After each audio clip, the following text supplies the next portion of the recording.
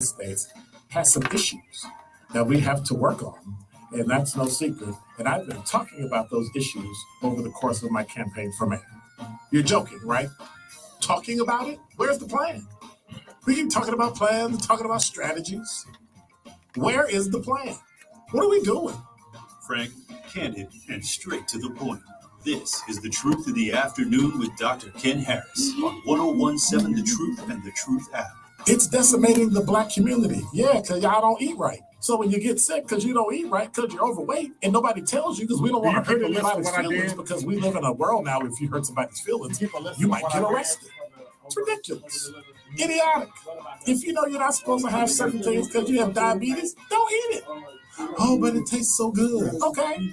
Tell that to your children and your grandchildren who won't see you because you decided to eat. Doesn't make any sense to me. Now, live from the American Family Insurance Studio in Milwaukee, here is Dr. Ken Harris. It might actually just be AmFam. You did Associated Bank yesterday. All right.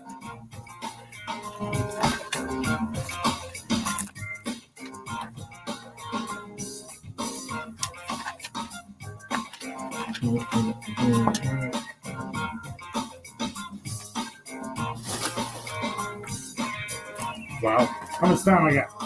40?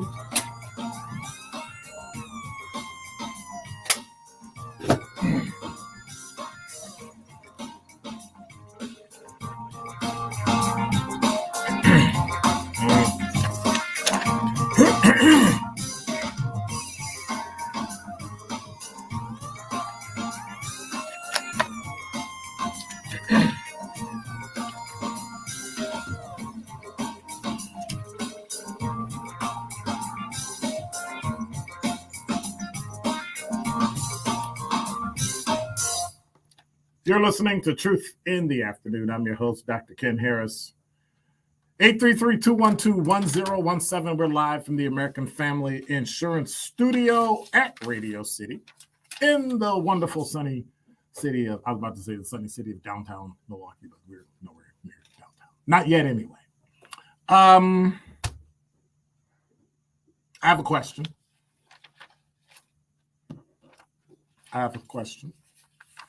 And so I thought about opening up with an opening, but I think I may have to keep going beyond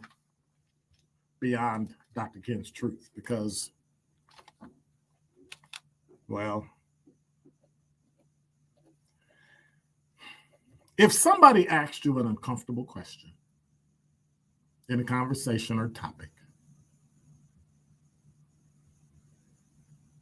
and they're uncomfortable, right?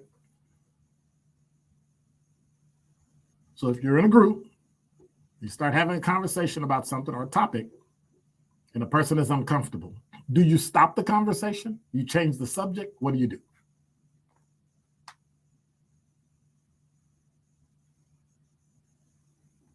I'm of the mind. Well, you know what? I guess it's important for me to give you some detail. So I was in a classroom years ago. Notice I'm trying to throw you off on how not long ago it was. And I was teaching a class, and there were two white women in the class, both in their maybe late 40s, early 50s. And I was the only black female. Wow. I was the only black male, and I was the instructor. And so as we're teaching the class, we come upon a topic that had to do with law enforcement. And one of the people said that they felt uncomfortable talking about it. And they said, quote, "You should change the subject. I don't want to talk about that."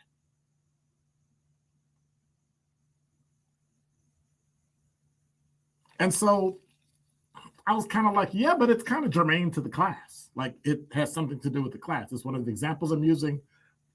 It offsets the other examples that I'm using. And so it's pertinent. And she said, nope, I don't think you should talk about it. And if I don't want to talk about it, you shouldn't talk about it. And I said, well, there's a couple things, while I can appreciate that, there's a couple things about this conversation you don't seem to understand. Number one, I'm the instructor. Number two, I pick some of the topics. You can pick a different topic if you like. But at some point, we're talking about what I want to talk about.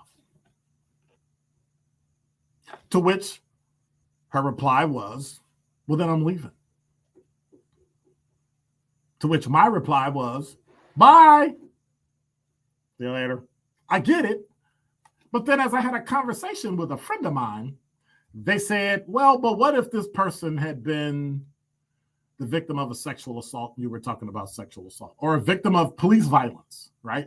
Maybe the police sexually assaulted her, right? Because we always argue to make our point using points that only support what we say, which I thought is a good point. However, that wasn't what the case was. For whatever reason, they didn't have to explain it. They didn't have to do it, but they didn't have to take part in the conversation either. Have we gotten to the point where we actually change what we say and what we do based on just one person in the group not liking it? I've sat through trying to figure out when we were going to meet with about 8 or 9 people where one person said they couldn't make it, so they started looking for another day. I'm like, what are you doing? Oh, well, Ken can't make it. Well, then we're going to make without Ken. We're going to have 8 people. But we're not going to disrupt 8 other people for one person. That doesn't make any sense to me. Life will go on. Somebody said, yeah, but that's being disrespectful. That's not right. And what I said was this: if that person died today and you had a mandatory meeting tomorrow, would that meeting go on? Then they said, well, yeah, because we have to have it because it's got to get done. I said, so then what are we doing? Changing an entire day, time, month for one person when 8 other people can meet. Why don't y'all take notes, hand them to the person, and we're done. But I just kept thinking about the fact that at what point do we alter everything for the few? We talk about it with race, we talk about it with age, we talk about it with gender, but in the end, what do we do? When people speak, you have to be careful. I get it, because some people are really good at speech. Some people are really good. Ask Adolf Hitler. Ask Jim Jones, right? Hated people, terrible human beings, but they have a command of words that influencers have today. Same thing. One tries to use it for good in a product, the other one tries to use it to wipe the face of the earth of a group of people.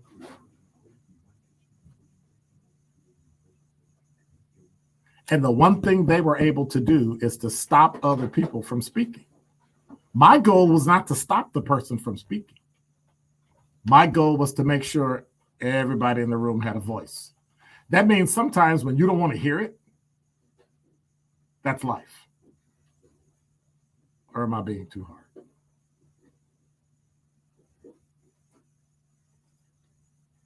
So in other words, do the needs of the few outweigh the needs of the many? Or do the needs of the many outweigh the needs of the few? 833-212-1017. I'm unclear. I think it depends on the topic. I think it depends on the purpose. But in the end, there's some things that supersede you. There's some things that are more important that if you don't want to hear it, you should probably remove yourself than stop other people from saying what they want to say. Even if you don't like it, even if you're talking about Hitler or the Klan or, right, you may not want to hear it, but in the end, you need to understand the components of what it takes for someone to be wicked and great at the same time, to manipulate your mind, to influence you to do things that you should not do.